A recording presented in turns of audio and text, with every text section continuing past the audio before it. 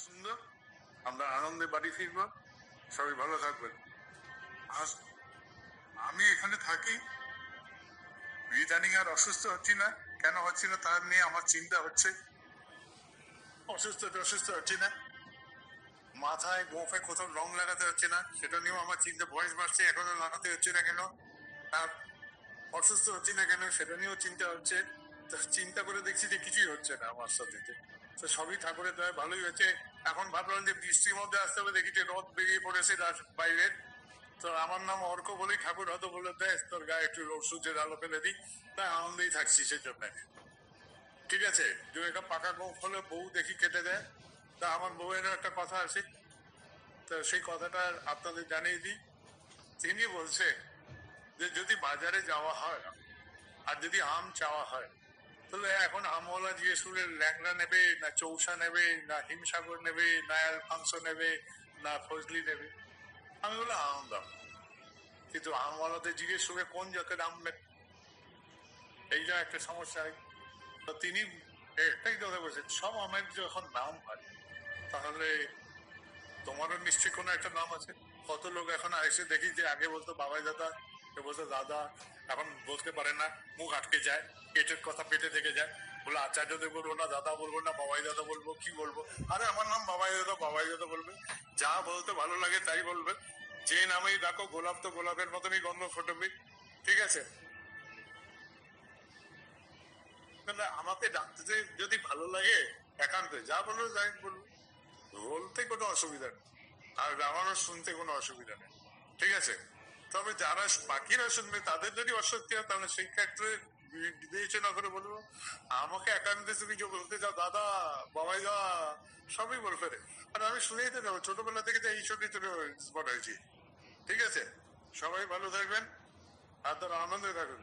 আর যত আনন্দে থাকবেন দেখবো যে এই যে যা দেখছি আমরা, এটা সামান্য দেখেছি, এটা কিচ্ছু নয়। এখন যা উৎসব হচ্ছে, একটা লোকজন ভিড় হলে আমরা ভাবছি না জানি কত বড় উৎসব হলো। এটা এখনো কিচ্ছু পৌঁছায়নি, আমরা আমাদের অনেক কাজ বাকি। এখন রাস্তা দিয়ে যাবো, লোকে এসে আমাদের প্রণাম করতে থাকবে, আর দেখেন গল্পগুলো চেঞ্জ হবে। আমার মেয়ে যাবে স্টেশনে, আমি পৌঁছাতে যেতাম, আমার আর যেতে হবে না। গুরু ভাই বলে আরে আপনি ভাবছেন কেন, আমরা পৌঁছে দেবো। হঠাৎ করে 2-3টে গাড়ি করে আমার ছেলে মেয়েকে স্টেশনে ওঠাতে যাবে। এইরকমই জীবনের গল্প হবে, এইটাই জীবনের গল্প, এটাই জীবনের গল্প। আমাকে খালি একের সাথে যুক্ত হয়ে বহুতে বিস্তার ঘটাতে হবে, আর বাকি গল্প সব পাল্টে যাবে, আর কিছু করতে হবে না। একটি মা আমাকে কি বললো যে তার মেয়ের বিয়ে হয়ে গেছে, তার স্বামী মারা গেছে, চোখের অপারেশন হবে। চোখের অপারেশন করতে গিয়ে সে বাচ্চা কি করবে না করবে, প্রতিবেশীরা এসে তার রান্না বান্না করে দিল, কাপড় কেচে দিল, তাকে উঠিয়ে নিয়ে গেল হাসপাতালে, অপারেশন করিয়ে নিয়ে বাড়ি ফিরিয়ে দিল। কাউকে দরকার হলো না। দেখলো যে এক না দুই না হাজার হাজার সাথী আমার প্রেমে দাঁড়িয়ে আছে। এইটাই তো জীবন, এটাই তো জীবনের গল্প, একটাই তো জীবন আমাদের। সবাই ভালো থাকেন, সবাই মঙ্গলে থাকেন, সবাই আনন্দে থাকেন। বাড়িতে কে কে ঝগড়া করেন? আরে ঝগড়া করেন তো, লজ্জা পাওয়ার কি আছে? ঠিক আছে, কিছু কিছু বোকা থাকে ঝগড়া করার জন্য, আর যারা জ্ঞানী তারা ঝগড়াই করবে না, না ঝগড়া হতে দেবে না ঝগড়া করবে। ঠিক আছে, সবাই যে জ্ঞানী হতে হবে তার কোনো মানে নেই। আমরা কয়েকজন বোকাও থাকতে পারি পৃথিবীতে। ঠিক আছে, তাহলে সবাই চেষ্টা করবেন যেরকম করে ভালো থাকা যায়। ঝগড়া করলে যদি ভালো থাকা উপায় হয় তাহলে ঝগড়া করে নেবেন। জয় গুরু। এখানে এসে সবাই আনন্দ পেয়েছেন, হ্যাঁ, আনন্দ নিয়ে ফিরবেন। তাহলে গল্পটাকে থামিয়ে রাখবেন না, যেটুকু পারবেন একটা বিন্দুও যদি থাকে অন্তরে সেটা ছড়িয়ে দেন, আর কিছু করতে হবে না। জয় গুরু। এবার তাহলে ধ্বনি দেওয়া হবে 10টা 20 বাজে, এরপরে প্রসাদ, তারপরে কারোর কারোর আবার যাওয়ার আগে আমাকে কিছু বলার থাকবে, আবার বসে যেতে হবে। তো একসাথে সব মিটিয়ে ফেলে ভালো, কেননা অনেকে যাওয়ার তাড়া হয়ে যাবে। জয় গুরু। রাজুদার কিছু বলতে হবে? আরে রাজুদার চুপ করে বসে যায়, আপনার ভয়তে আমি নামছিলাম না। আমি তো বলছি আর একটু থাকেন, রাজুদা আর একটু বলুক।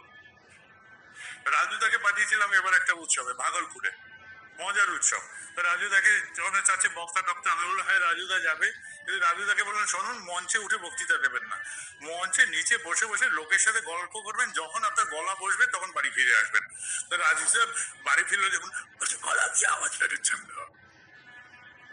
রাজুদা বলছে, আমি বললো হ্যাঁ এটা ভালো হয়েছে উৎসব, এটা ভালো হচ্ছে। আরে মঞ্চে 45 মিনিট বলবে, 40 মিনিট বলবে, আধা ঘন্টা বলবে, আর ওইখানে সবসময় কথা বলতে হবে, ঠাকুরের কথা বলে যাও, এটাই ভালো উৎসব। ঠিক আছে, সবসময় মঞ্চে উঠে আমাকে দেখাতে হবে, এটাও আমার ভালো লাগে না। তো কোনো কোনো সময় আমার মনে হয় যে আচ্ছা কনফারেন্সে যদি এই ব্যাপারটা না থাকতো, আমার বক্তব্যটা, তাহলে কত না জানি আমার আনন্দ হতো। তো এটা আমার ভালো লাগে। সবাই ভালো থাকবেন, জয় গুরু।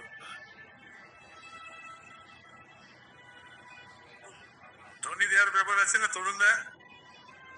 তরুণদার উঠতে একটু টাইম লাগে, তা সেটুকু আমাদের মার্জনা করেই নিতে হবে। ঠিক আছে, তরুণদা শীতকালেও ঘামে, তার একটা মহান গুণ আছে, ঘামতে ঘামতে বাণী পাঠ করে।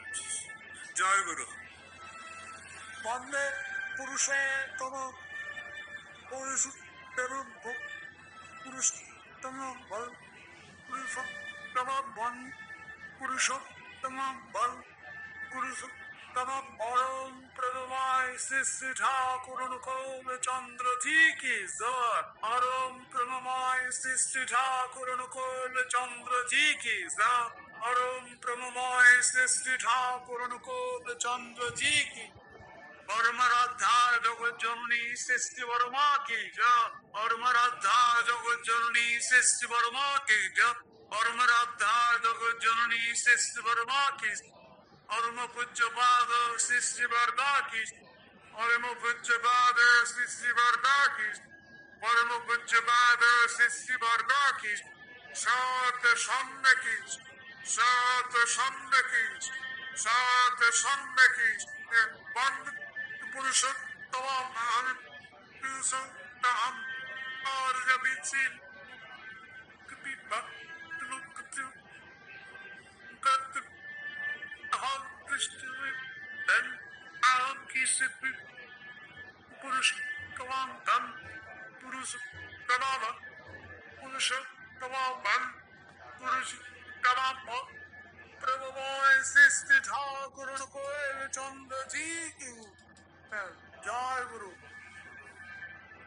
আপনারা রামধনুর নাম শুনেছেন, রামধনু। রামধনু আমরা বাংলায় বলি ইন্দ্রধনুষ যাকে, সেই রামধনু কেন বলা হয়? 7খানা রং সেই ধনুতে আছে। আপনারা গদা নামে একটা অস্ত্র শুনেছেন, সেই গদা শব্দটা এসে গদ শব্দ থেকে, গদ মানে কথা। তো আমাদের রাম গদ কণ্ঠে ধ্বনি দিলেন তরুণদা, 7খানা স্বরই বেরিয়ে পড়েছে। জয় গুরু।